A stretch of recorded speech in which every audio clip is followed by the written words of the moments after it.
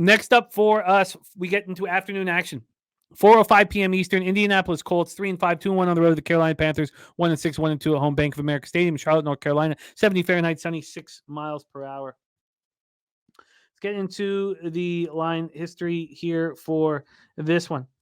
We are sitting with a 2.5 or 3, very similar to the game we just discussed. Carolina opened up +3 -115. They're now +3 -123. So, if you want the Colts -3, it's +109. I can understand the concern for anybody who would want to back the Colts after what we've seen defensively from them. It's been absolutely horrific. Absolutely horrific. Here we go. Sorry, it took a second there for my computer to catch up, going a little slow. Here we go. So let's get into the total then for this one. Sitting at 44 at a pick'em. It opened at 43.5. It got up to 45.5. So when this opened, it took a couple days and then it shot up 2 points. Now it's come back and it's gone back and forth, back and forth. Now we're sitting at a 44. And let's get into the cash flow for this one. And we have the Colts with 62% of tickets and 64% of cash. And then 71% of tickets, 83% cash on the under. So here we go. Colts come in off their third straight loss, 38-27 setback at home to the Saints.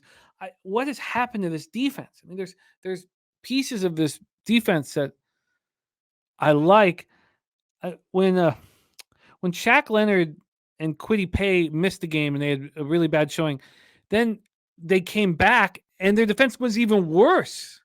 And that was the first sign that maybe I hadn't read this team right, because I'm on the over 6.5 wins. And I felt very good about it at one point.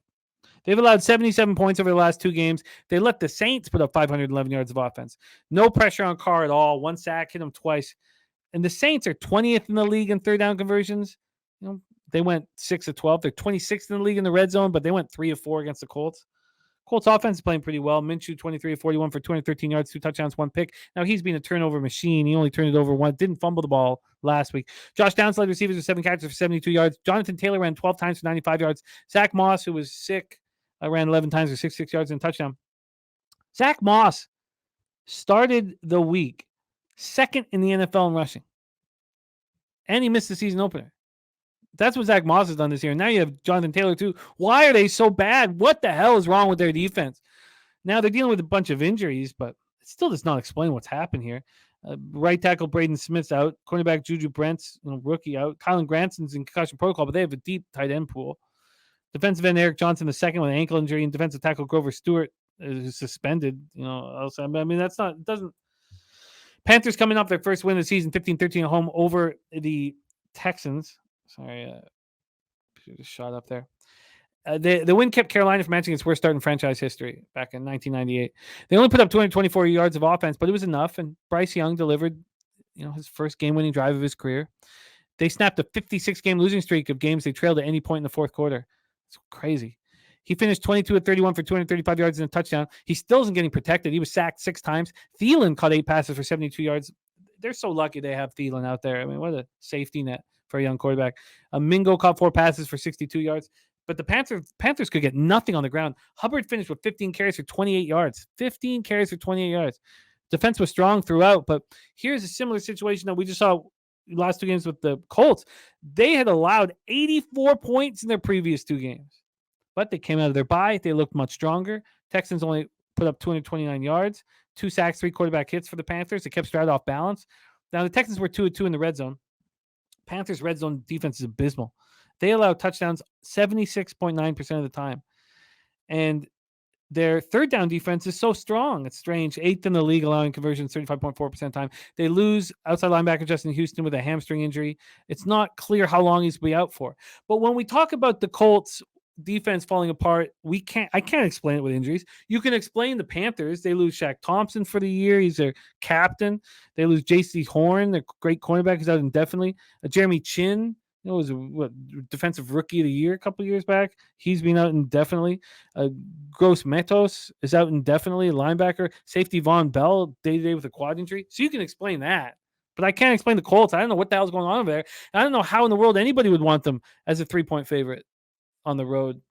But maybe they need to get outside, play better defense. I don't know. I don't know what the hell to say about them. What about you, Troy? Colts, Panthers. Yeah, I got to go back and watch this Colts Saints game, and I didn't watch much of that game. I caught it for a couple plays on Sunday, but I haven't rewatched it like I've watched almost every other game. So I got to definitely do that. But I'm looking towards the Panthers at home. If they're still getting threes, I think there's still some threes available. I mean, I feel like there's just been a huge difference in this Panthers offense the past few weeks. Way more play action, switching up the packages and the personnel frequently.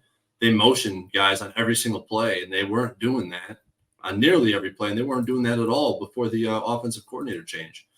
And they're playing with a much faster tempo, which is a complete change from what they were doing prior to the offensive coordinator change a few games ago. And, just plug this into the database while we start talking. I have incomplete notes here because I haven't watched the game. But when home dog is between +2.5, +3.5, and the total is between 43 and 45, 13-5 to the under. And never before has Pinnacle ever moved the spot like this to the over. Every single occasion, it's always moved to the under. And if the home dog is exactly +3, it's 8-0 to the under. I mean, I bring this up not to say I'm on the under. I haven't moved on anything in this game. But I just feel like that's interesting to know that when you have a home dog in this range, it's 8-0 to the under when they're +3. It's just incredible to me to see stuff like that. So just want to bring it up. But yeah, I don't have anything in this game at this point. I guess the situation here is to buy low on the Colts and sell high on the Panthers, just to dumb it all the way down. But yeah, no, I agree. Colts off a loss, they're still contenders to some extent, and the Panthers definitely aren't. Colts have a better roster. I mean, I get where you're coming from. Just the home dogs at +3 is just I'd have nothing on the side for sure. So I don't want to sway you. Well, I don't think I don't want to get there, man. So I'm certainly not going to bet it tonight. What a garbage football game. But I love bum fights, and I have no problem finding angles in them. But I guess you just dumb it down to that. The Colts look really bad last couple of games. They're 2-1 on the road this year. DG says 44 seems awfully high. I can't understand what the hell's going on with this defense. They got pieces of this defense that I've always liked, and now they're just abysmal. But we'll move on. But for an angle, saying that Jarrett Patterson, the center for the Texans, is not there, and they got nobody to replace him. That's an angle where I'm like, I don't care. I'll sell Houston low, and that's what you've done, and I think I can get there. Here, I can't quite explain why I would buy the Colts low, even though it probably is the smartest way to do this. So, all right, let's move on at this point. Sorry, let's see. I could end up on the Colts. God, I hope not. Let's move on.